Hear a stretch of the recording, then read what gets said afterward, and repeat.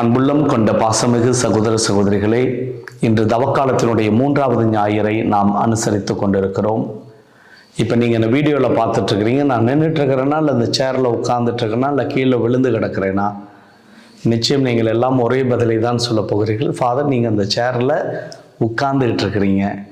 ஒருவேளை உங்களில் சிலர் நான் விழுந்து கிடப்பதாக பார்த்தால் அதை எப்படி எடுத்துக்கொள்வது?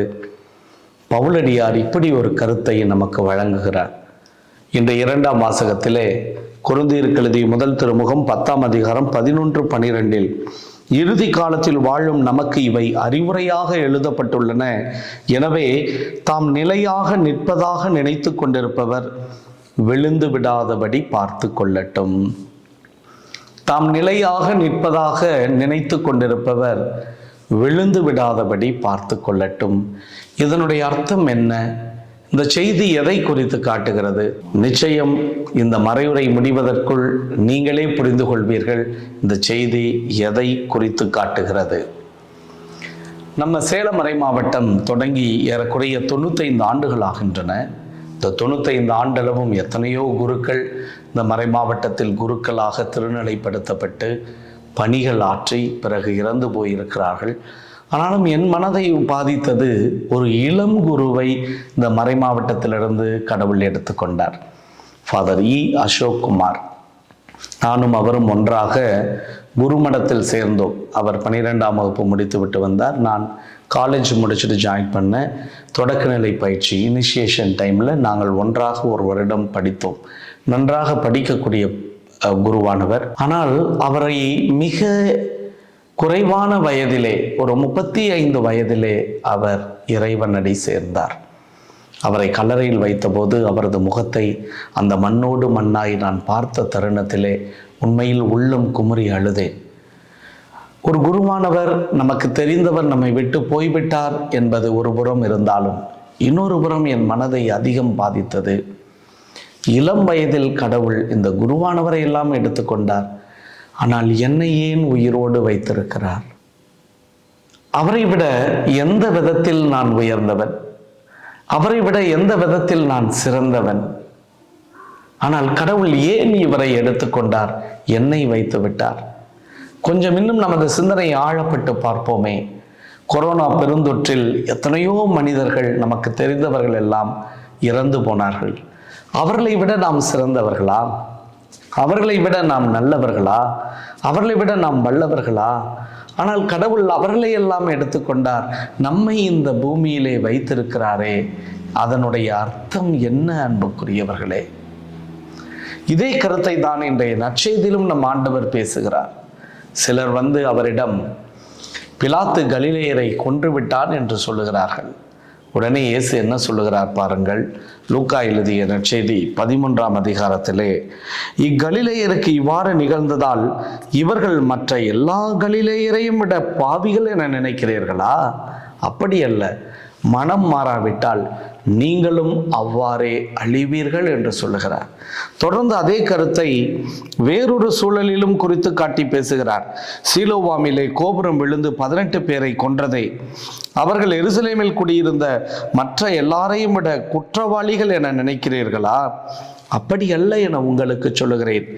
மனம் மாறாவிட்டால் நீங்கள் அனைவரும் அப்படியே அழிவீர்கள் என சொல்லுகிறார். அப்படி என்றால் பல குற்றங்கள் செய்திருந்தாலும், சின்ன சின்ன தவறுகள் செய்திருந்தாலும், கடவுள் நம் மீது இரக்கம் காட்டி நம்மை இந்த உலகில் வாழ வைத்து கொண்டிருக்கிறார் என்றால் அது எதற்காக? யோவான் எழுதிய நற்செய்தியிலே 15ஆம் அதிகாரம் 16வது திருவசனத்தை நீங்கள் வாசித்து பார்த்தீர்கள் என்றால், கடவுள் நம் வாழ்வுக்கான அர்த்தம், அதனுடைய அழைத்தல் என்ன என்பதை பற்றி அவர் குறித்து பேசுகிறார். 15ஆம் அதிகாரம் 16வது திருவசனம், நீங்கள் என்னை தேர்ந்து கொள்ளவில்லை, நான் தான் உங்களை தேர்ந்து கொண்டேன். எதற்கு கடவுள் தேர்ந்து கொண்டார் நம்மளை? நீங்கள் கனி தரவும், நீங்கள் தரும் கனி நிலைத்திருக்கவும் உங்களை ஏற்படுத்தினேன். கனி தரவும், அந்த கனி நிலைத்திருக்கவும் நம்மை ஏற்படுத்தினார் என்றால், உண்மையில் அன்றாடம் கனி தருகிற வாழ்க்கையை நாம் வாழ்ந்து கொண்டிருக்கிறோமா? ஆதியிலே இருந்த இஸ்ராயல் மக்கள் எகிப்திலிருந்து கடவுள் அவர்களை வழிநடத்தி வந்தபோது அவருடைய பராமரிப்பை எல்லாம் உணராமல், அவர்தான் நம்மை வழிநடத்துகிறார் என்பதை கூட உணர்ந்து கொள்ளாமல் அவர்கள் முணுமுணுத்ததை போல நாமும் முணுமுணுத்து கொண்டிருக்கிறோமே. பவுலடியார் இதையும் குறித்து அந்த கொரிந்தியருக்கு எழுதிய முதல் திருமுகம் 10வது அதிகாரத்திலே அவர் குறிப்பிட்டு எழுதுகிறார். 10வது வசனம் பாருங்கள்.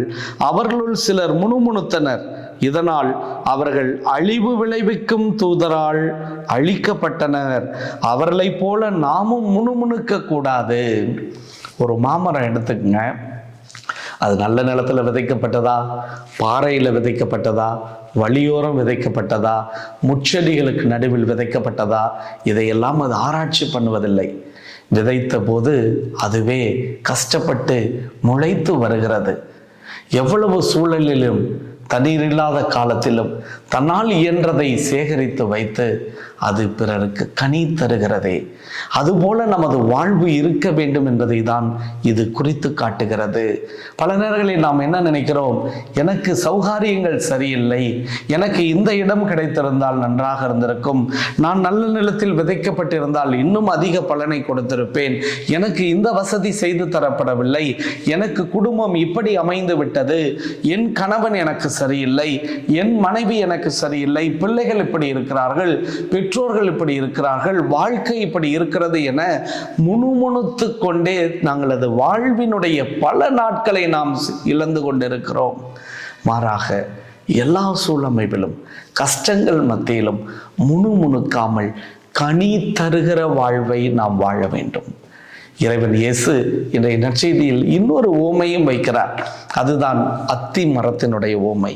பாருங்கள், இந்த அத்தி மரம் திராட்சை தோட்டத்தின் நடுவே நட்டு வைக்கப்பட்டதாக சொல்லப்பட்டிருக்கிறது. அதன் அர்த்தம் என்ன அன்புக்குரியவர்களே? திராட்சை தோட்டத்தில் எதுக்கு போய் அத்தி மரம் வைக்கணும்? திராட்சை தோட்டத்தில் அத்தி மரம் இருக்கணும்னு அவசியமே இல்லையே. அது போலத்தான் நமது வாழ்வு. இந்த உலகத்தில் நாம் இருக்க வேண்டும் என்ற நியதியே இல்லை. கணவனும் மனைவியும் அவர்கள் உடல் சார்ந்த உறவு மேற்கொள்ளுகிற போது ஏறக்குறைய 20 கோடி ஸ்பெர்ம்ல விந்தணுக்களில் ஒரு விந்து என்னுடைய உயிராய் மாறுகிறது என்றால், அன்புக்குரியவர்களே, கடவுள் நம்மை எத்தனை லட்ச உயிரினங்களில் தெரிந்தெடுத்து இந்த உலகில் வாழ வைத்திருக்கிறார் என்பதை நாம் ஒரு கணம் யோசித்து பார்க்க வேண்டும். திராட்சை தோட்டத்தில் அத்திமரம் இருக்க வேண்டும் என்ற அவசியமே இல்லை.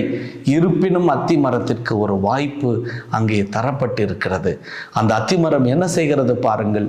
3 ஆண்டுகள் ஆகி அதை நட்ட உரிமையாளர் வந்து அதனிடத்திலே கனியை தேடுகிறார். அங்கு கனி இல்லை. இந்த 3 ஆண்டு அளவும் சூரியனிடமிருந்து அது ஸ்டார்ச்சை பெற்றிருக்கும். அந்த மண்ணிலிருந்து ஏகப்பட்ட சத்துக்களை உறிந்திருக்கும். தான் மட்டும் பெறுகிற நிலையில் இருக்கிற அந்த செடி, அந்த மரம் மீண்டும் கனி தர வேண்டும் என்ற அந்த இயல்பு இல்லாத நிலையைத்தான் கடவுள் இங்கே உணர்த்தி காட்டுகிறார். அப்போதுதான் இதை வெட்டிவிடலாம் என்ற போது, இல்லை, இந்த ஆண்டும் விட்டுவிடலாம். இந்த விட்டு விடுவது என்பதுதான் கடவுள் நமக்கு கொடுக்கப்படுகின்ற இரக்கம். அவரது இரக்கத்தை பெற்றிருக்கிற நாம் தொடர்ந்து நல்லவர்களாக வாழ முயற்சி எடுக்க வேண்டும். தொடர்ந்து கனி தருகிற வாழ்வை மேற்கொள்ள வேண்டும். அப்படி கனி தருகிற வாழ்வை மேற்கொண்டவர் தான் இன்றைய முதல் வாசகத்திலே வருகிற மோசே. மோசேவினுடைய வாழ்வை எடுத்துக்கொண்டால் 120 ஆண்டுகள், முதல் 40 ஆண்டுகள் எகிப்திலே ஒரு அடிமை எபிரேயருக்கு பிறந்திருந்தாலும் கூட அரச குடும்பத்தில் வாழுகிற பாக்கியம். பிறகு 41 80 வயது வரை ஆடு மேய்க்கும் தொழில்தான். மலைகளில் வாழ்வது, ஒரு சாதாரண ஏழையாகவே தன் வாழ்வை கடத்துகிறார். 80 வயதில் இறைவன் மோசேவை அழைக்கிறார். அதுதான் இன்றைய முதல் வாசகமாக வைக்கப்படுகிறது. 80 வயதில் அவருடைய கண் பார்வை எவ்வளவு குறைந்திருக்கும் பாருங்க. அதில் அந்த முட்புதர் நடுவிலே எரிந்து கொண்டிருக்கிற செடியிலிருந்து இறைவன் அவரோடு பேசுவதை இவரும் கேட்பதை, பிறகு கடவுளைக்கு தன் வாழ்வை கையளித்து அவரை பின்பற்றுவது என மிக ஆழமான செய்தி அவரது வாழ்வில் இருக்கிறது பாருங்கள். 80 வயதுக்கு பிறகு அவர் பார்வோனை சந்திக்கிறார், மக்களை மீட்கிறார், அந்த செங்கடலை கடக்க வைக்கிறார், பாலை நிலத்தில் 40 ஆண்டுகள் பயணம் பாருங்கள், 120 ஆண்டு வரை. இறுதியிலே அவரது வாழ்வு எப்படி முடியும் தெரியுமா? Mose the servant of God டைட் என்று இருக்கும். மோசே ஆண்டவரின் ஊழியர் இறந்தார். ஐயோ, நானே அந்த நாட்டை பார்க்கவில்லையே என்று அவர் முணுமுணுக்கவில்லை, சோர்ந்து போகவில்லை, எரிந்து விழவில்லை. ஏன் எனக்கு இப்படி ஒரு வாழ்வு என நொந்து கொள்ளவில்லை. எல்லா சௌகரியங்கள் மத்தியிலும் கடவுளை நம்பி போய்கொண்டே இருந்தார். இதான் உண்மையான வாழ்வு. கிறிஸ்துவ வாழ்வு என்பது கனி தருகிற வாழ்வு. அந்த கனி தருகிற வாழ்வு இந்த தவக்காலத்தில் நாம் எல்லாரும் ஏறெடுக்க வேண்டும் என்பதுதான் இன்றைய வாசகங்கள் நமக்கு புலப்படுத்துகின்றன. மகனே, மகளே, ஒவ்வொரு நாளும் நமது வாழ்வில் முக்கியம். நமக்கு கொடுக்கப்பட்ட பணி, குடும்ப தலைவனாய் இருந்தால் பொறுப்புடன் கனி தருகிற வாழ்வை நாம் வாழ வேண்டும். மனைவியாக இருந்தால் இன்னும் பொறுப்புடன் தாய்மையை ஏற்று பிள்ளைகளை வளர்ப்பதிலும் நற்கனி தருகிற பிள்ளைகளாய் நல்ல ஒழுக்கத்துடன் அவர்களை வாழ்விப்பதிலும் நாம் கருத்தாய் இருக்க வேண்டும். துறவிகளாய் இருந்தால் நமக்கு கொடுக்கப்பட்ட பொறுப்புகளை இன்னும் கடமை உணர்வுடன் செய்து தாராளமாய் எல்லாருக்கும் எல்லாம் செய்து எல்லாருக்கும் எல்லாமாக வாழ்ந்து ஒவ்வொரு நாளும் கனி தருகிற கிறிஸ்தவர்களாய் வாழ வேண்டும்.